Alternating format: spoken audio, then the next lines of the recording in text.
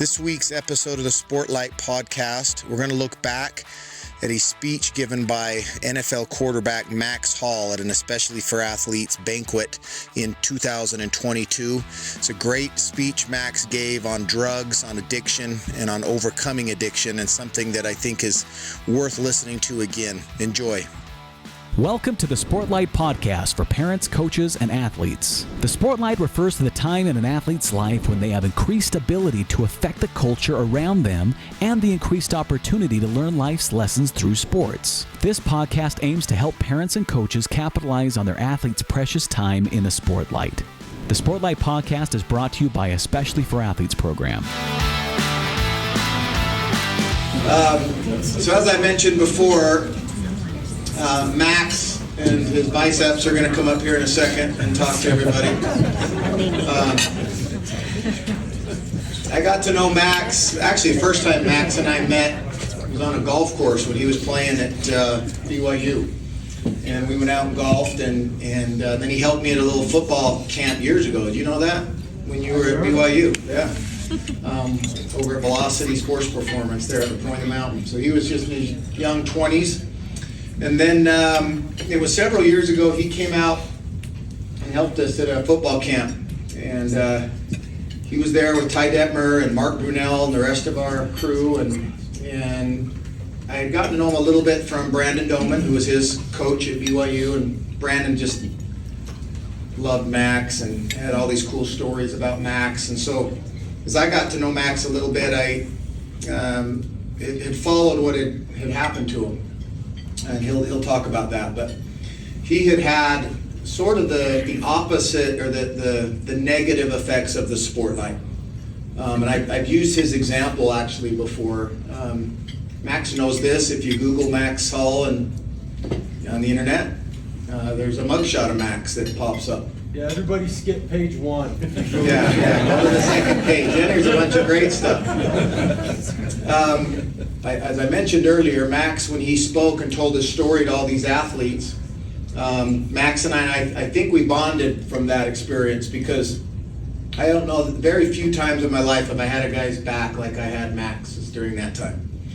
I had a dad write me a letter shortly before the camp, and he said, "I can't believe you're going to have a drug addict come and speak to those teenagers. My son, I want my money back. I'm not bringing my son to your camp." And I replied to him and I said, I tried to be as kind as I could to him, but I said, that's the whole reason we're having Max come and talk, is because he's been through something that I hope you don't think your son is immune to, that every one of us knows somebody who has struggled with addiction. And he couldn't see past that. And I said, what a shame that this dad really thinks that our program was just about how to throw a spiral. And the kids who came to that event, it was a Friday night, our camp was on Saturday, we did this event indoors, and he spoke, Max spoke, and Max was pretty emotional in it, and many where the kids were, and we had some parents that stuck around to hear him speak. And before we even started the camp on Saturday, I had emails from parents saying, my son could miss the Saturday camp, which was a 6-hour camp. We've got every penny of what we came for this camp for, from just listening to that story. And it reminded me that why in the world do we spend so much time and money and emotional stress and lack of sleep and all the things we go through worrying about our kids' ability to hit a ball or to put it in a hoop or to run fast, when we have them at this impressionable age where we can use sports as a way to teach them how to be better wives and husbands and business owners and leaders someday. And why do we spend 99% of the time teaching them how to dribble and 1% of the time making sure that they know how to look somebody in the eyes, say yes ma'am or yes sir, or sit in the front of class, or be kind to somebody that's different than them or that doesn't look like them? And Max went through hell because of what some decisions he made, but I'm so proud of him and what he's doing to come back and share a story with others. And I love him, and I'm thankful that he'd take the time to come up here. And I know it's not easy to talk about it, but he's taken a moment in his life and the negative effects of the Sportlight, and now is using it in a way to impact thousands and thousands of people. So I'm with you all the way, brother. I know you're continuing to fight it, and I'm proud of you, and I appreciate you coming up and sharing it with all of us, okay? All right, Max Hall.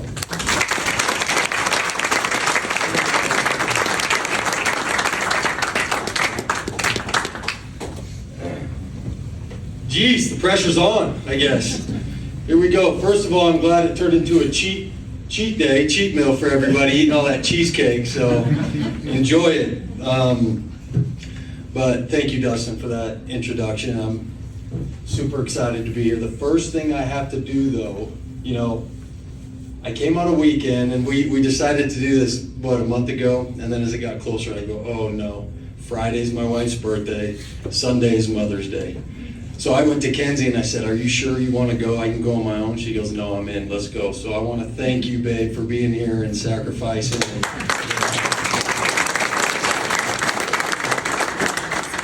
So, that was what, 5-6 years ago when I first shared my story at QB Elite.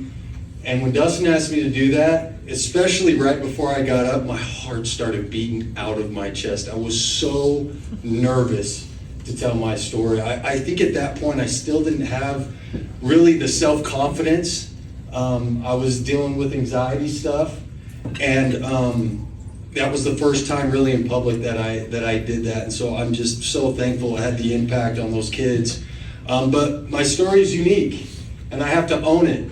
And I went through a lot, and there are also a lot of lessons that I learned, just life lessons that have made me into who I am today. And so, again, thank you, Dustin. I'm excited to be here. So real quick, what I'm doing now, I'm down in AZ. Dustin said I'm coaching at American Leadership Academy. They brought this guy in named Ty Detmer to be the head coach. So we're coaching together and just having a blast down there in Arizona. So I also started a podcast called Agents of Recovery. If you have a chance, go check it out. We talk about a bunch of different topics with addiction and depression, anxiety, mental health, leadership, finding your why. I could go on and on. It's a great podcast if you guys have a chance. I'm about to open my own substance abuse counseling rehab facility as well down there in Arizona. We're really trying to get back into save lives and do everything we can. Going through it myself, almost losing my life myself. I want to be able to be a light in that area, so we're doing that. And I'm getting to speak more at stuff like this. It's crazy. I was at Delta High School a little bit ago. First time I'd ever been to Delta, right? And I've been able to speak for some companies and get to be here tonight. It's just so cool to see the positive that's coming out of the negative part of my life and getting to share that. And so I'm going to do my best to go through that tonight and not be too emotional about it. I can't get through it, but I'll do my best. So it's really cool that you guys are all here. And why are you here? You're here because you support, you endorse, you believe in a cause that is going to help the youth in our society today. I'm not going to thank Dustin because he told me not to. So I'm going to thank all you guys for everything that you're doing to help this great idea that Dustin had. And this is a movement. This is a call to action. This isn't just something that we talk about. We are actually going into high schools and talking to groups and calling them into action about what we can do to have high character and to make good choices and to serve the people around us. Because at the end of the day, is there anything more important than that? And the answer is no.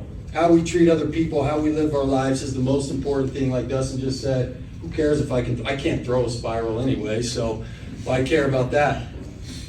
Let's figure out who I am and what kind of character I have. Our youth are facing so many challenges today. You think about everything that they're having to deal with. You think about drugs, alcohol, pornography, social media. I can't tell you the number of kids that come up to me, oh, coach, did you see that guy got a scholarship offer and I'm better than him and all that. And they compare themselves to everybody else. And I just say, man, get off Twitter. Get off of it. It's not doing anything for it. Concentrate on you. Concentrate on what you're doing. Don't worry about that other stuff, because the more you worry about it, the more depressed you get, the more your self-confidence goes down. And so that's a struggle for all these kids. which leads to the depression and the anxiety and the mental health issues that a lot of these kids are facing today. With that, I'll kind of go ahead with my story here and share how that Sportlight was a positive thing for me and a negative thing, and what I did to overcome that. So, I mean, I grew up in a great family, in the LDS church, was a good kid, was taught great principles, and did everything I could to be the best that I can.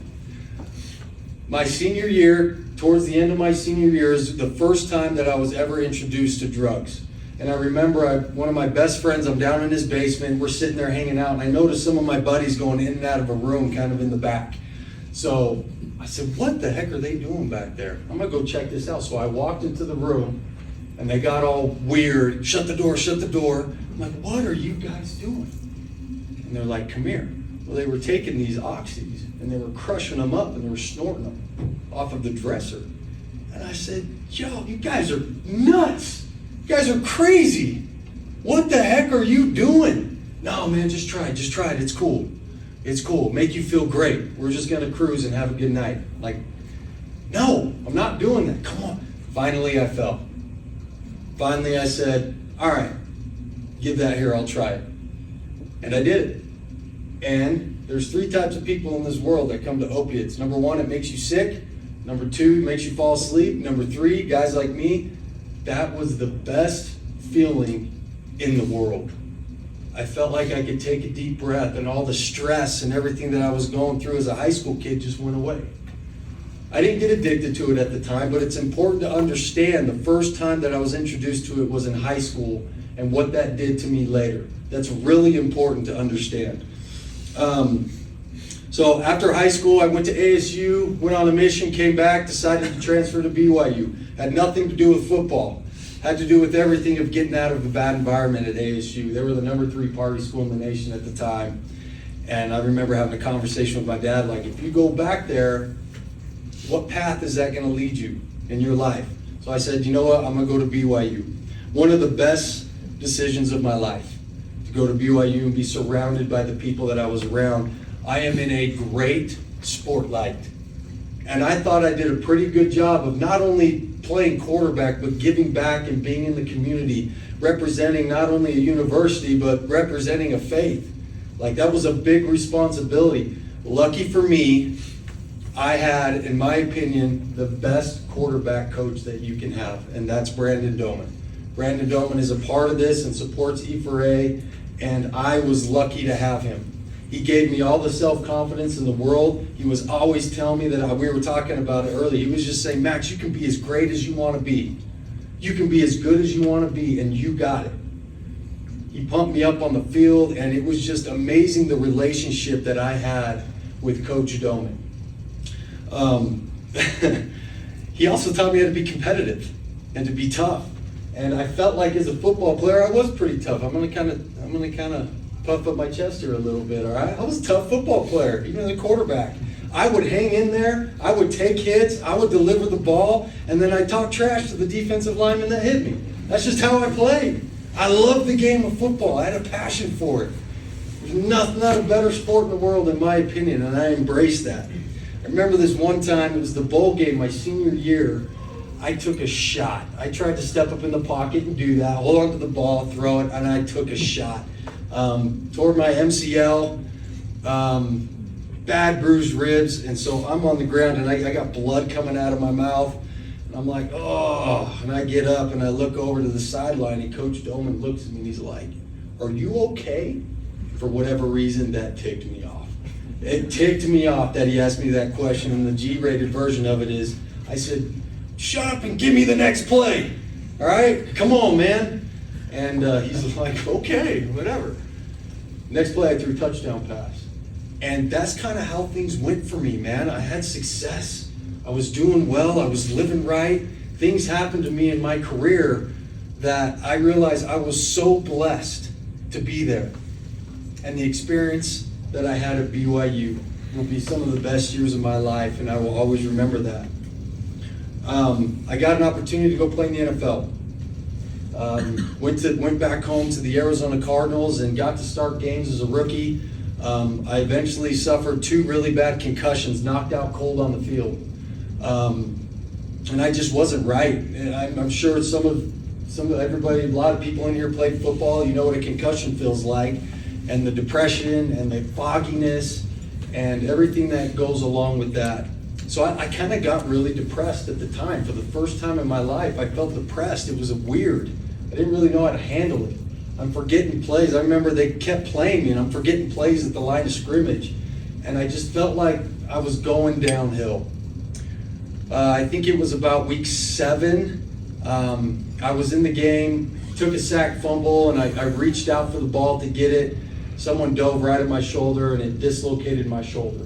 So I'm sitting there with my shoulder hanging out of my socket, looking at the sideline like, hey, this thing's out. Come on, so send the trainer out to me. He yanked my arm down into place, put my shoulder back, and they took me back to the locker room. And when I got to the locker room, I sat down, I started bawling. I started crying my eyes out. Because in my mind, football was over. I thought I was done. And I know Dustin kind of touched on this a little bit, and I'm going to tweak it a little bit, okay, Dustin?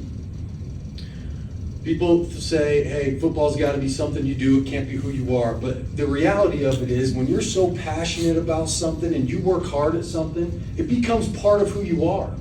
And football was a big part of who I was. The problem is, I let it be the only thing that identified me. Being a quarterback, being a football player, being in the spotlight, playing on Fox, big lights in the NFL. Man, that's who I was. I embraced that. So now I'm thinking that it's over, and I don't know how to deal with it. I don't know what to do. I don't know who I am. I'm in pain, concussion, emotional down. So I go to a doctor, he gives me a 30-day supply of Percocet. And I took the whole thing in about 3 days because it numbed it out. It took it away. I wasn't worried about anything anymore. The physical pain, the emotional pain, everything that I was going through was gone. Well, after 3 days, I'm like, well, dang it, I got to find more of this stuff. So guess who I called? My buddy from high school. I said, hey, man, you still doing those pills? He goes, yeah, I got you, bro. Come on, let's go. Well, that buddy has been in and out of prison, and it has totally ruined his life. But I got more pills, and off I went in my addiction. It got worse and worse. It became a daily habit. It got to the point to where I couldn't go 4 hours is when the withdrawal would start setting in, and I would have to use again. So for 5 years, I lived in the dark. For 5 years, the number one thing in my life was finding drugs and using drugs. And then the next day I would do it again. That is a really crappy way to live your life. And that's what I did. I still was able to go back to the Cardinals the next year, but I was so hopped up on stuff. Now I was taking about 350 milligrams of oxy a day, which eventually turned into heroin. And now I'm down and I'm trying to get up to play football, so then I got to have stimulants just to keep me awake. So then cocaine, everything came into it. Amphetamine, anything that I could get my hands on. That's what I was going to do. I felt like I had to have it to function. And I couldn't see my life without it. That's how dark it got. It was hell. And addiction takes the soul of the addict. And it breaks the heart. I can never get through that part. Breaks the hearts of those who love him. And I broke a lot of hearts. And I caused a lot of damage. And for that, it still puts a knot in my stomach. It's really hard for me to talk about that. But it took my soul. It almost ruined me. After 5 years, I went up to play in Canada for a little bit. I came back down, and one Saturday morning, I did about 300 milligrams of oxy and almost a whole 8-ball of cocaine. I found myself wandering around at Walmart, then wandering around at Best Buy, And I can make fun of myself now, but I'm like putting on headphones in the store. I'm gone. I have no idea what's going on. I'm acting like an idiot in this store. They call the cops. Cops come out, and they arrest me. And I vividly remember, not much about that day, but I do remember them putting handcuffs on me and shoving in the back of the police car, and I remember that door getting slammed shut. Boom.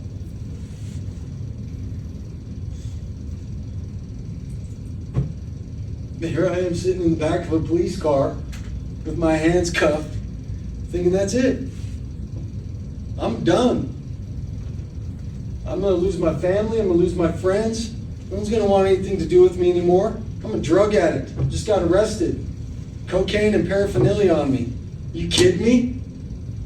How did I go from being the quarterback at BYU, starting quarterback for the Arizona Cardinals, to a drug addict? Arrested in the back of a police car. I'm telling you what, addiction doesn't care who you are, doesn't care how much money you make, doesn't care how good you are at football. It'll come after you if you let it. And it destroyed me. I remember that was on a Saturday, Monday was a holiday, Tuesday it hit the press. And Twitter, I was on every front page of the newspaper, news station. People are making fun of me, they're making memes, they're going, I was embarrassed. I wanted to just go away. So I remember Tuesday morning when it came out and I found out about it. I can't remember exactly what parking lot I was in, but I remember sitting down on a curb in this parking lot, and for the first time in my life, I didn't think it was worth going on anymore. I thought, I'm just going to end it right here. I'm going to figure it out, but for the first time I thought about killing myself. It was the lowest point in my life, sitting on that curb. I felt alone, I felt scared, felt like I had lost everything. That's what it did to me. No confidence. I didn't know what to do. So I remember it came out. I don't remember much about the day, but I got picked up. I think my mom came and picked me up, took me over to their house, and I sat down with some family members, some close friends, and they're like, what are we going to do? I said, I don't know. I don't know what I'm going to do. I dug my grave. I'm going to lay in it. That's kind of how I felt. I turned my phone off because I was getting texts and stuff like that, so I turned my phone off. Something in me said, turn your phone back on. When I turned my phone back on, the first call that I got was from Brandon Doman. I just told you the relationship I had for you coaches and administrators and leaders. You have no idea the effect, well maybe you do, the effect that you can have on young kids. Brandon Doman called me up. He was my guy. He was my coach. He taught me everything about how to be a quarterback and how to be a good person. Called me up and he said, Max, we got you. Get on a plane, get up here to Utah. We're going to take care of you. I said, okay. I guess that's what we're doing. So I flew up. They got me to a rehab center. I spent 90 days in the rehab center. The first 2 weeks I was in withdrawal, kicking, hot and cold sweats. I can't stop throwing up, shaking. It's like, imagine the worst flu you've ever had times it by 10. That's what I'm going through right now. And I wouldn't answer the phone because I thought Kenzie was going to leave me. I thought she was out. So I wouldn't take any messages. I wouldn't talk to her. I didn't want to do it. I couldn't face it. So my counselor says, Max, get on the phone and talk to your wife. And when I got on the phone and talked to her, she said, babe, I love you. And if you're willing to fight, I'm willing to fight with you. And she stuck with me. And that gave me a little bit of hope. And so I said, okay, or maybe I can get through this. Maybe I can overcome it. Friends, coaches started coming to visit me in there. And I started to kind of come out. Had about 30 days of your addiction. Your mind starts to clear. Your receptors and everything in your brain start to reconnect. You start to be normal. It's also the time when the cravings happen. I want everybody to imagine something right here, because pretty much everybody in this room is addicted to your phone. Absolutely. So I want you to imagine taking your phone, put it in your pocket, leave the ringer on, leave the vibrate on, make sure every notification is on, and that thing's just dinging in your pocket. All you want to do is grab your phone, right? And you can make any excuse you want why to take that phone out of your pocket, but if you do, you relapse. That's what it's like being a drug addict. That's what it's like having a craving. That was hard. So when I got out of that rehab, 2 weeks later, I was the most depressed I'd ever been in my life. And all of a sudden, I'm experiencing this anxiety. Man, I had played in front of thousands of people, done tons of interviews, spoken at firesides, and I can't even answer a phone call. I was scared to death at a family, like just my family dinner Sunday night. I'm like, please don't call on me to say the prayer, Dad, because my heart would start and I couldn't breathe. And I didn't know what was wrong with me. I'd never experienced that before. So let me tell you guys, this anxiety thing, it's real. Depression, it's real. When I did answer my phone, they'd be like, any friends or whatever, Max, how you doing? I'd be like, well, I'm sitting around. I'm not drinking or using drugs. Other than that, I'm absolutely miserable. Thanks for asking. About a year afterwards, Kenzie's like, nah, we're not doing this. This isn't fighting. You got to change. You have to make a decision on what you're going to do next. And so I had to make a choice. And I decided I was willing to do anything and everything that I had to do to get sober and to change my life around.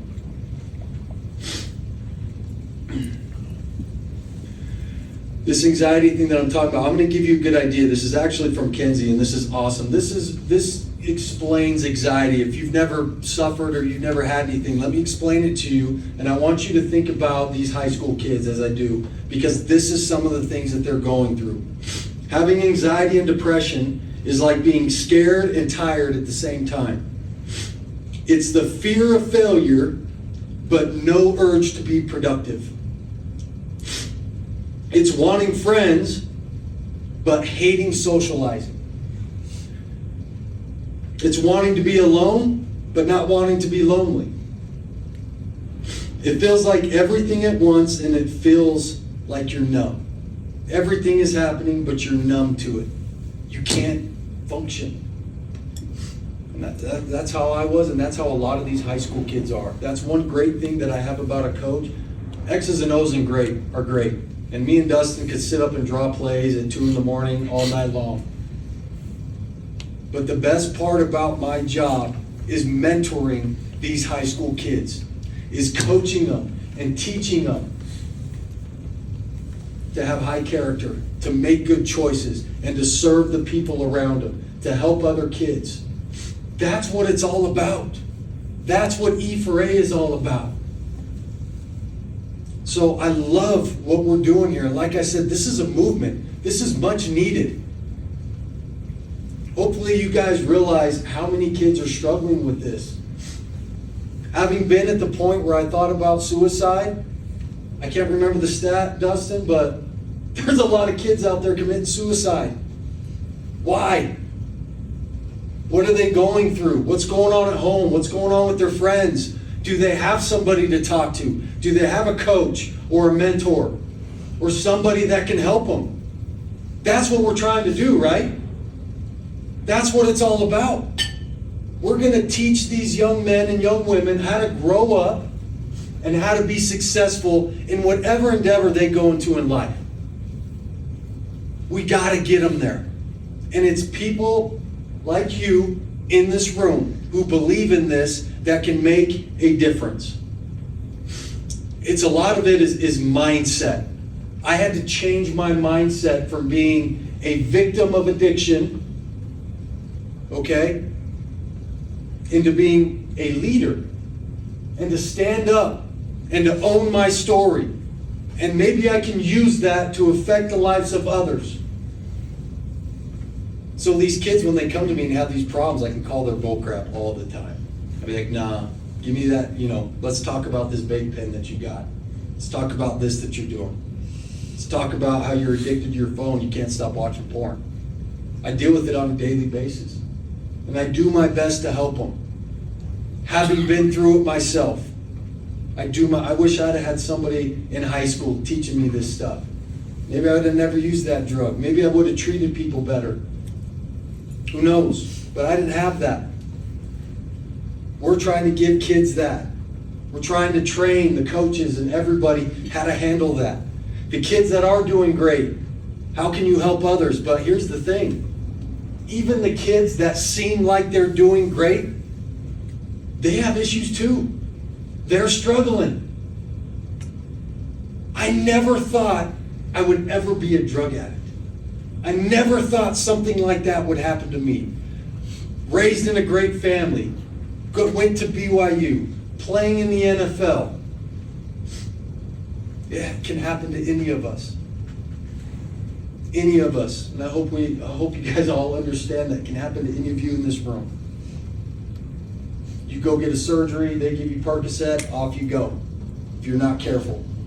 The number one reason why kids are getting addicted to opiates is getting their wisdom teeth out. So if you got a kid getting their wisdom teeth out, be careful about what you're giving them, okay? Monitor that. Fentanyl. Everybody in here has heard of fentanyl, right? It's coming through the border like crazy, and it's making its way to Utah. Just the other day, right over there, I think it was kind of in the Nephi area, they made a huge bust of thousands of pills of fentanyl. Fentanyl is 80 to 100 times more potent than heroin. A little pinch of salt of fentanyl will kill you. And you got guys in whatever jungle or however they're making this, and they can press the pills, and they can make them look exactly like a Tylenol or a Percocet. Or they make them look just like an Oxycontin, but really it's fentanyl. Every week in Arizona, we hear of another high school kid ODing and dying from taking one pill. And sometimes it was the first pill they ever took because someone convinced them to take it. Just like I fell to it. They're dying left and right because of this stuff. It is so important that we teach our kids and teach our athletes about the dangers of this stuff and to stay away from it. So I mentioned a little bit about having to change my mind, and I'm getting close to the end here. Just hang on. I know I've been a little bit lengthy, but this stuff is important. This is what I teach my kids, my players mainly. And it's the difference between being a victim and being a leader. A victim blames others for everything that's going on in their lives, all the negative. They're going to blame everybody else around them. A leader is going to accept responsibility for their actions and look to improve. A victim is selfish and self-centered, only worried about them and whatever, their playing time, their catches, number of shots they get up, right? A leader is service-oriented and looks to lift other people up around them, who's not jealous, but excited when they see somebody else have success. And they thrive off that. A true leader will never be jealous of somebody else's success. A victim will hope things will happen to them. They'll sit around and talk about how they should be D1 and they should be getting a scholarship, but I'm like, what are you doing? You're not doing anything extra. You're not working hard. You're just hoping something good would happen to you. A leader's going to take that action. They're going to go the extra mile. They're going to run that last wind sprint. They're going to look for somebody that they can serve. Last, the victim always sees a problem, and a leader always sees an opportunity to grow and to get better. Those principles have gone a long way with the kids that I'm around. When I can teach them to train or to change their mindset into a leadership mentality, you see growth. You see a change. So I guess to kind of wrap things up, I made a decision to move forward. I made a decision to accept responsibility and be accountable and to own my story and everything that I've done. Everybody, our youth needs this. And it's amazing to see, as Dustin was up here talking about all the schools and all the kids and all the hours that are being put in to this organization. This is a movement, like I said. This is action. This is teaching. This is standing up for what's right and not accepting that it's okay to do some of the things in this world that people are starting to say is okay. We need to do things the right way. We are making a difference and we are changing lives. And I am so grateful that I can be a small part of this. I'm so grateful for the lessons that are taught from this organization. And I love that even Dustin's a great quarterback coach. That's not the most important thing. I love that. That is why I am part of QB Elite and I'm part of E4A, because of that. Having been through it myself, nothing else in life matters. We are making a difference. We are saving lives. And I appreciate all of you for what you are doing and supporting this cause. So let's keep our eyes up and let's continue to do the work. Thank you, guys. This has been the Sportlight podcast from Especially for Athletes, sponsored by Coca-Cola. You can learn more about Especially for Athletes by visiting the website at especiallyforathletes.org. You can also learn more about the book, The Sportlight, by Shad Martin and Dustin Smith at especiallyforathletes.org/book.